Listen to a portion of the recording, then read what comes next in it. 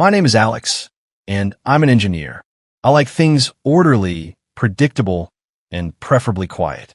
That's why I thought moving to this seemingly tranquil neighborhood would be perfect. A small house, a good job, and a simple dream of sipping coffee on my porch without a care in the world. That's all I wanted. I'd had my share of chaos in the past, a messy breakup that left me emotionally drained, and frankly, I craved peace. I should have known better, of course. Life rarely goes according to plan, and my plan definitely didn't account for Karen. She was the HOA president, a title she wore like a crown. Karen was a woman who appeared to have materialized directly from a nightmare neighbor handbook, tall, with a perpetually pursed mouth and eyes that could freeze hell over. She exuded an air of authority that bordered on tyrannical. The first time I saw her, she was standing on my freshly mown lawn, clipboard in hand, looking like a health inspector who just discovered a colony of particularly offensive bacteria. I was still unloading boxes from the moving truck, covered in sweat, and already regretting my choice of footwear.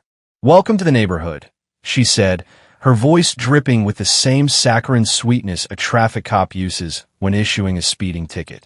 "I'm Karen, head of the Homeowners Association. We have rules here." At first, I thought she was joking.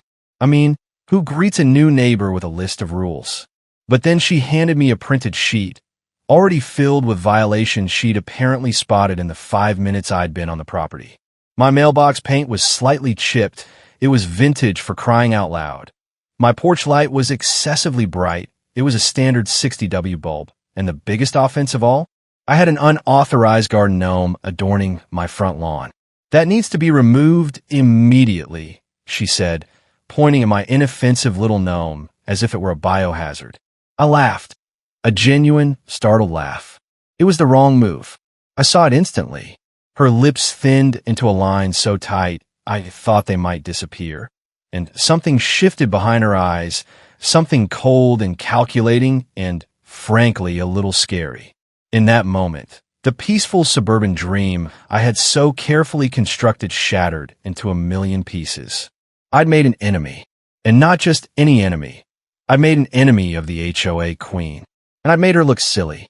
I had a feeling, a deep, unsettling feeling, that this was only the beginning. The gnome, I realized, was just a proxy. This was about control, and I was the newest, shiniest target in Karen's domain. This wasn't going to be about coffee on the porch. This was going to be war. The gnome was just the beginning, a prelude to the symphony of pettiness that Karen was about to unleash. The following weeks were a masterclass in passive-aggressive warfare. Accidental, HOA fine notices started appearing in my mailbox. My grass was 0.2 inches too high. My trash cans were rolled out 3 minutes early. My house color, a perfectly respectable beige, I might add, wasn't on the officially approved palette.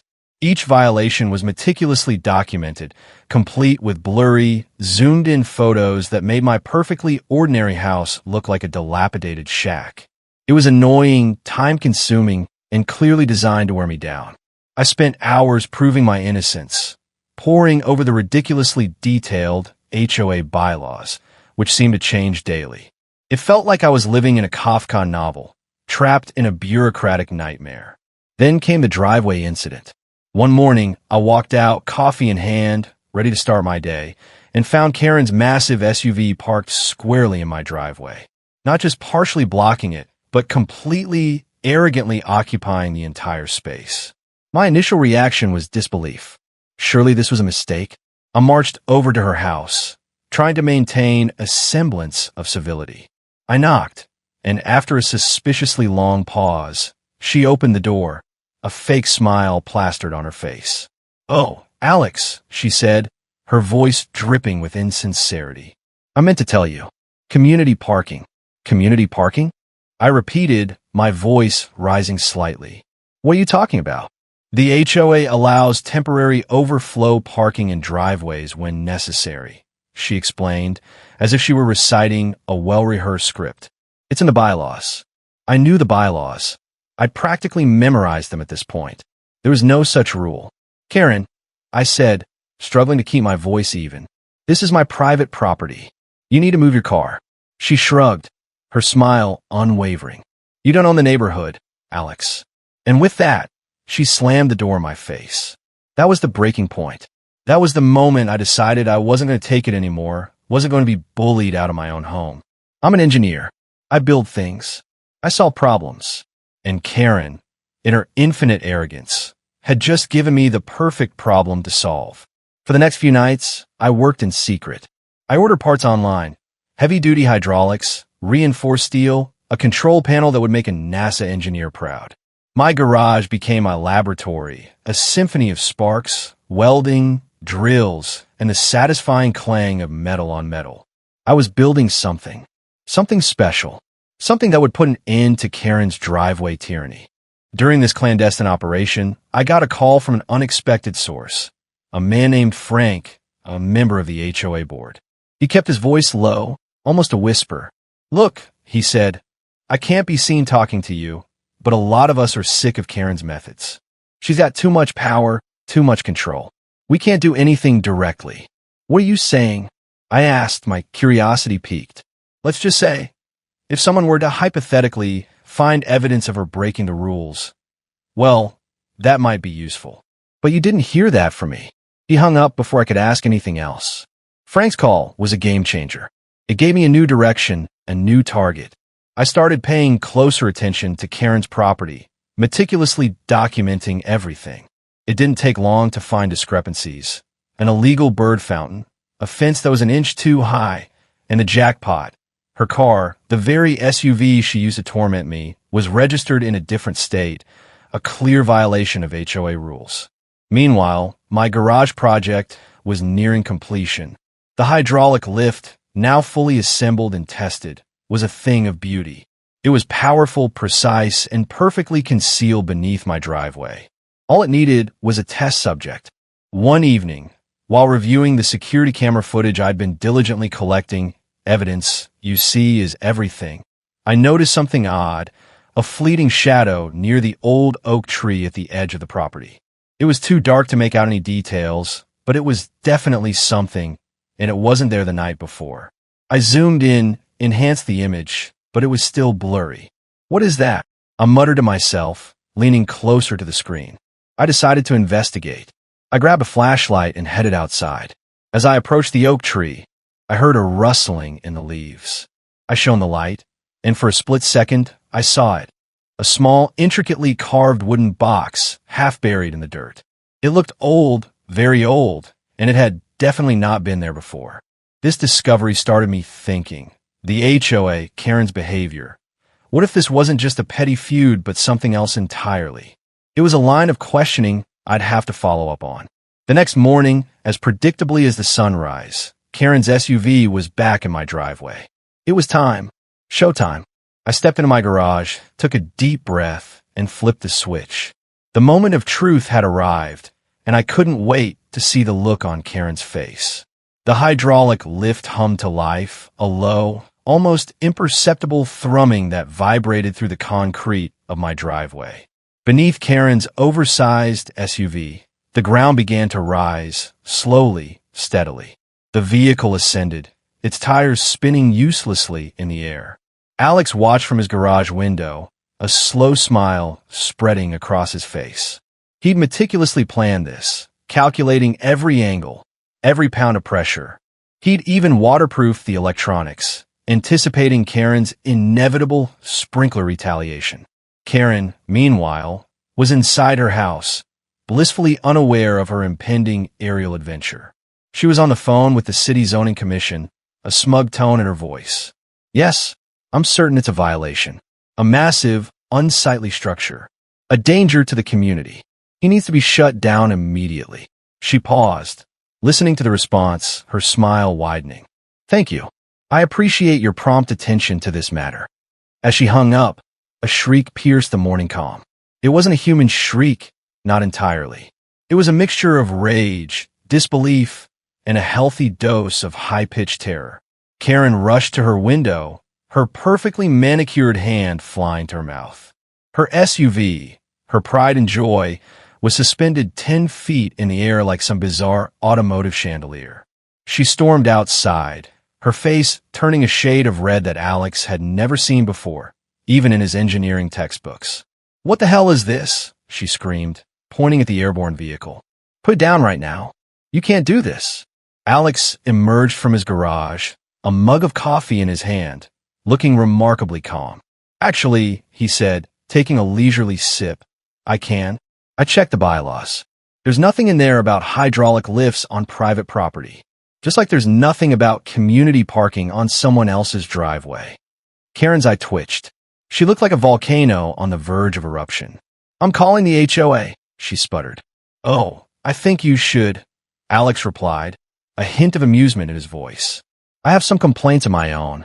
The HOA board members arrived, a motley crew of mostly retirees who looked like they'd rather be anywhere else. Frank, the one who tipped Alex off, kept his face carefully neutral, but Alex thought he saw a flicker of amusement in his eyes. Karen, meanwhile, was practically vibrating with fury, gesturing wildly at the floating SUV. "He did this. He broke the rules," she shrieked, pointing an accusing finger at Alex. The board members exchanged glances. One of them, a woman named Agnes, peered up at the lift with a mixture of confusion and awe. "Actually, Karen," she said, adjusting her glasses, "I don't see anything in the bylaws about this." Karen's face went from red to purple. "It's unsafe.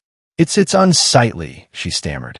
Alex, ever prepared, pulled out his phone. "Good thing I recorded everything with my security cameras," he said.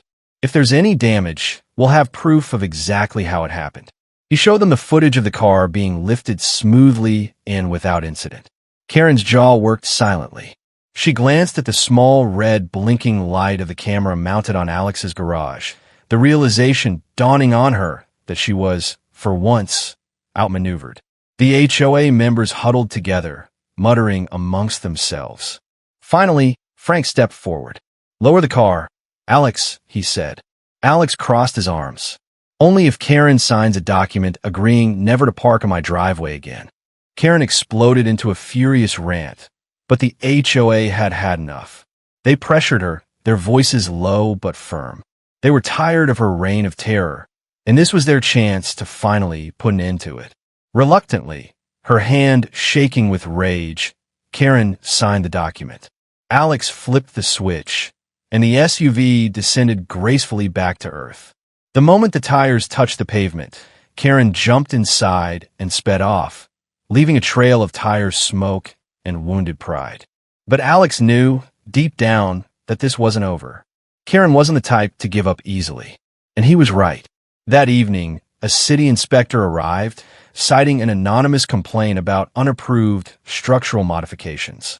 Alex, anticipating this, had all the permits and documentation ready. The inspector, after a thorough but fruitless examination, left empty-handed, leaving Karen fuming on her porch. Then came the barrage of HOA violations. Absurd, nitpicky complaints about everything from the height of his grass to the shade of his mailbox. Alex fought back, meticulously documenting Karen's own violations. The illegal bird fountain, the oversized fence, the out-of-state registration. And then Frank called again. His voice was even more hushed than before. "Remember that box you found?" he asked. "Yeah," Alex replied. "What about it?" "Don't open it," Frank said urgently. "It's connected to everything.